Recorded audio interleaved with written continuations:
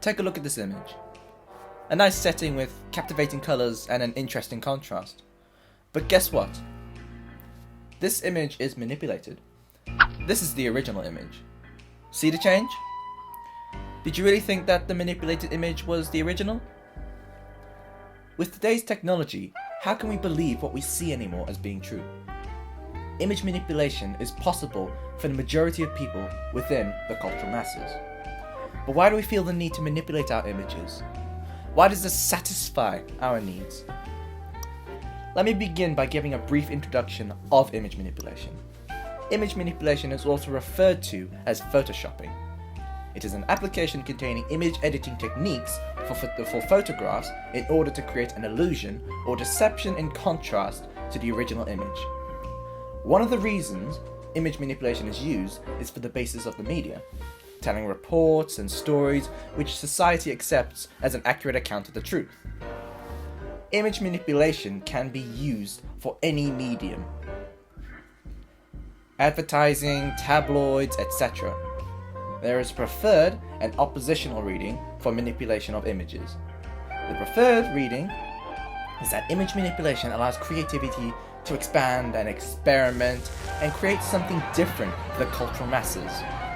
Oppositional reading, however, claims that the image manipulation diverges from what is true and distorts our views. Take a look at these images.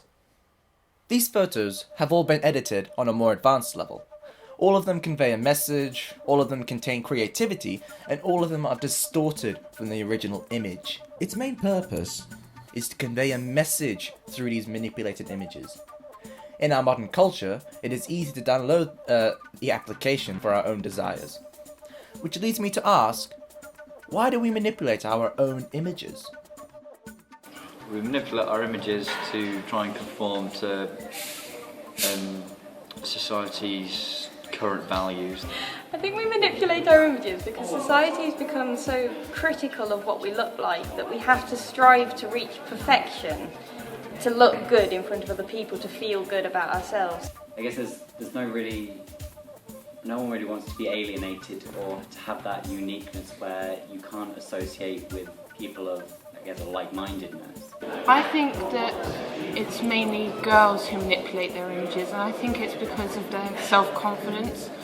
Like, I know girls feel very insecure about the way they look, and they feel that if they manipulate the photos, they look better, and then they think that if looking better gets them places, then they'll feel better inside. From these responses, we understand society's values on image manipulation.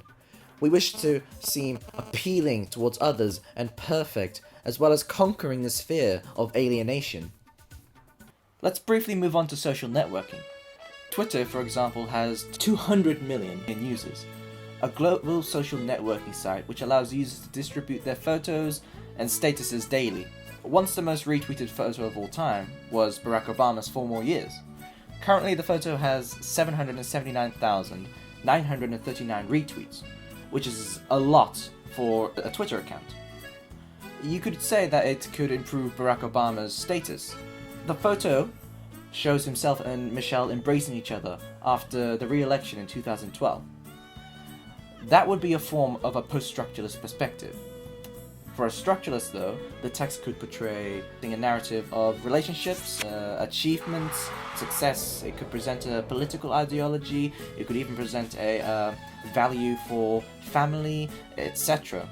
Whereas a post-structuralist looks at things at how they are, structuralists look for the deeper meanings in the form and content of the photo and what it's trying to present.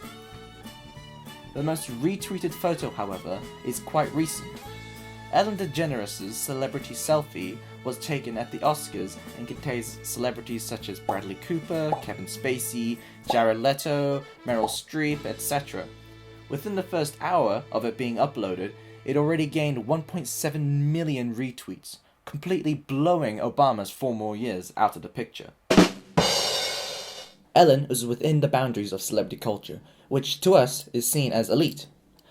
Taking a selfie is a common trend nowadays, mainly by youth culture. Seeing as Twitter's users can be argued to be occupied by youth, then Ellen's photo targets and attracts them. this cultural practice can be seen as identification. So Ellen presenting her selfie on Twitter can present that identification for the youth culture and in turn persuading them to interact with her. Once we create a photo that we tend to deem as acceptable, we then distribute that photo onto social networking sites. Facebook posts, for example, tend to be more photos than actual statuses. Plenty of manipulated photos have been distributed on Facebook as well. Why do we present manipulated photos on Facebook or any social networking site? Could it increase our sense of self-worth and self-esteem? Take a look at this image. This is me. And this one is the original. The first one is manipulated. I feel more at ease and confident in showing the edited one than I would show the original. Why? Because it builds my self-esteem and self-confidence, and it is also a representation of my ideal self. To conclude with, there is a quote from theorist Naomi Wolf. Let's take a part of the quote. Beauty is a currency just like the gold standard. We present our beauty, this case, being the manipulated photo, and the currency, however, can possibly be taken in one of two ways. The amount of likes or retweets you can get, or it could count towards the build-up of confidence and self-esteem within. And to finish off with, I believe that image manipulation is a tool used to help others represent themselves in an appealing manner, creating your own ideal self.